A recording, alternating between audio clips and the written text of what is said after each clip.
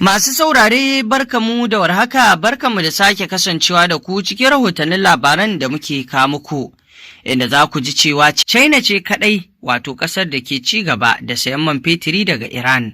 Dubban mutane a ƙasar Venezuela na tsananin buƙatar wato abinci da kuma matsuguni. Haka zalika kotun ƙolin Amurka ta yanke hukunce-hukunce kan masu sauya jinsi. Donald Trump ya sha kaye a kotun ƙoli kan dokar zama ɗan ƙasa. Masu saurare ku biyo mu cikin waɗannan rahotannin labarai domin jin abin da ke faruwa. Bari mu fara da rahoto kan ƙasar Iran, yayin da za ku ji cewa China ce kaɗai ke ci gaba da sayan man fetirin ƙasar Iran. Sakataren Baitulmalin Amurka ya ce China kaɗai wato ita ce ƙasar da ke ci gaba da sayan man fetirin ƙasar Iran, yayin da sauran ƙasashe ke kaucewa sayan saboda fargabar yiwuwar dawo da takunkuman Amurka a kan ƙasar Iran ɗin. Scott Bessent ya shaidawa a kafar watsa labarai cewa Iran ba ta samu damar sayar da man fetirinta ba yadda ya kamata, saboda masu saya na fargabar cewa takunkumin na iya dawowa. Bayan cimma fahimta tsakanin Iran da Amurka, ma'aikatar Baitulmalin Amurka ta bayar da wani izini na bai ɗaya wadda ta dakatar da takunkuman da aka ƙaƙaba kan man fetirin Iran da kayayyakin da ake samarwa daga man fetur na tsawon kwanaki 60. Mr. Bessent ya ce baya ga China wadda ta ci gaba da sayan man Iran tun lokacin da takunkuman ke aiki, babu wata ƙasa da ta wato sayi man Iran, abin da ya sa har yanzu ake sayar da shi ƙasa da farashin kasuwa. Ya ƙara da cewa ƙarancin masu sayan man Iran na ƙara ƙarfafa wato yunƙurin Tehran na neman jan hankalin Washington. To wannan kenan, yanzu kuma idan muka tafi zuwa rahoto na gaba za ku ji cewa Donald Trump ya sha kayi wato a kotun ƙoli kan dokar zama ɗan ƙasa. Kotun ƙolin Amurka ta yi watsi da umarnin shugaban ƙasar Donald Trump da wanda ya aiwatar, wanda ya nemi kawo ƙarshen baiwa jariran da aka haifa a ƙasar ta Amurka izinin zama 'yan ƙasa kai tsaye. Alƙalan kotun 6 sun amince da hukuncin, inda suka tabbatar da cewa haƙƙin zama ɗan ƙasa ta hanyar haihuwa yana ƙunshe cikin kundin tsarin mulkin Amurka, yayin da 3 kuma wato suke ja da shi. Donald Trump ya bayyana hukuncin a matsayin abin takaici, amma ya ce majalisar dokokin za ta iya kafa wato doka akan hakan. Ƙungiyoyin kare haƙƙin bil'adama sun yi maraba da hukuncin. A watan Afrilu ne Mr. Trump ya zama wato shugaban Amurka na farko da ke kan mulki da ya halarci zaman kotun ƙoli yayin sauraron shari'ar, duk da cewa ya fice kafin a kammala wato zaman kotun, wanda ya nuna hakan wato hukuncin da ake shirin zartarwar bai yi masa ba, wanda hakan ya sanya ya fice daga kotun. Haka zalika dai kotun ƙolin Amurkan ta yanke hukunce-hukunce kan masu sauya jinsi. Kotun ƙoli ta Amurka ta yanke wasu hukunce-hukunce 2 da suka daɗaɗawa 'yan jam'iyyar Republican. Alƙalan sun tabbatar da wato dokokin jihohi 2 da Republican ke mulki da suka hana 'yan wasa masu sauya jinsi shiga wasanni a wato makarantun.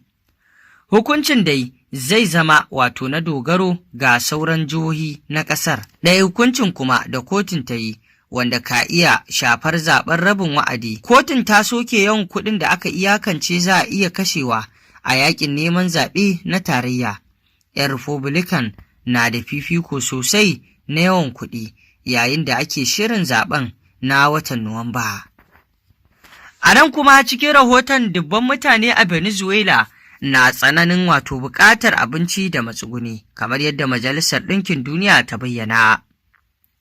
Majalisar Ɗinkin Duniya ta yi gargaɗin cewa dubban mutane na buƙatar abinci da matsuguni bayan tagwayen girgizar ƙasa da ta auku a Venezuela. Hukumar 'yan gudun hijira ta majalisar ta ce ƙarancin abinci ya yi ƙamari, ayyukan yau da kullum wato sun tsaya cik, kuma sadarwa ta taƙaita sosai a birnin na La Guaira, inda girgizar ƙasar ta fi muni. Rundunar sojin Amurka ta sake buɗe tashar jirgin ruwa a birnin domin kai wato kayan agaji da ke matuƙar buƙata. yawan mutane da aka tabbatar sun mutu a girgizar ƙasar zuwa yanzu ya kai kusan 2,000, yayin da dubban mutane kuma ba a san inda suke ba har yanzu. To idan kuwa muka dawo zuwa ƙasar Najeriya cikin rahoton za ku ji cewa gwamnatin Najeriya na son tara naira biliyan 2.5 daga kuɗaɗen haraji a shekara ta 2026. Gwamnatin Najeriya ta yi ƙudurin aniyar samun naira tiriliyan 2.5 na kuɗaɗen shiga na cikin gida a shekara ta 2026. Muƙaddashin shugaban hukumar kula da ɗa'a a harkokin kasafin kuɗi ta ƙasa, Charles Abana, shi ne ya bayyana hakan yayin wata ganawa tsakanin shugabannin hukumar da sakataren gwamnatin tarayya, Sanata George Akume a Abuja. A wata sanarwa da mai magana da yawun ofishin sakataren gwamnatin tarayya Chris ya fitar, Mr. Abana ya ce an ɗauki wannan mataki ne bayan hukumar ta sa ido kan kuɗaɗen shiga na kusan naira tiriliyan 1.84 da ma'aikatan gwamnati da hukumominta suka samar zuwa watan Satumba na shekara ta 2025. Ya ce ta hanyar ƙara sa ido kan rarar kuɗaɗen shiga na kamfanonin gwamnati da kuma kuɗaɗen shiga da ma'aikatu da hukumomin gwamnati ke samarwa, hukumar ta lura da kuɗaɗen shiga na kusan naira tiriliyan 1.84 zuwa watan Satumba na shekara ta 2025, kuma yanzu ta ƙudiri aniyar samun naira tiriliyan 2.5 a matsayin kuɗaɗen shiga na shekarar 2026. A ɗaya rahoton kuwa daga Najeriya dai har yanzu ana ƙara batutuwa akan rashin tsaro da ke faruwa, yayin da 'yan ƙasar musamman yankin arewacin Najeriya da ya haɗa da yammaci irin su Sokoto, Katsina, Zamfara da Kebbi da ma wani yanki na jihar Kaduna ke kira izuwa ga gwamnati da su ƙara ƙaimi izuwa ga samar da tsaro a ƙasar saboda irin abubuwan da ke faruwa na yadda 'yan bindiga ke ci gaba da satar mutane domin karɓar kuɗin fansa, lamarin da ya zamanto babban ƙalubale kuma ya zamanto tsaiko ga rayuwar al'umma. Irin yadda 'yan bindigar ke sace mutane hatta ɗaliban makaranta domin karɓar kuɗin fansa da ma al'umma, wannan abu ne da ke ciwo mutane tuwa ƙwarya.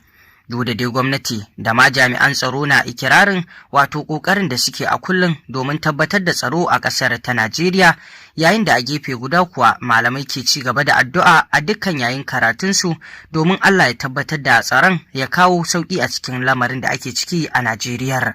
To masu saurare, waɗannan da ya ƙarshen rahotannin labaran kenan da muke tafa da su a yau ɗinnan, kamar yadda kuka ji abubuwan da ke faruwa kama daga gabas ta tsakiya da ma ƙasashen ƙetaren da muka kawo muku rahoto a ciki da ma gida Najeriya. Ku ci gaba da bibiyar mu domin samun rahotannin labarai kan abubuwan da ke faruwa a duniya baki ɗaya. Mun gode.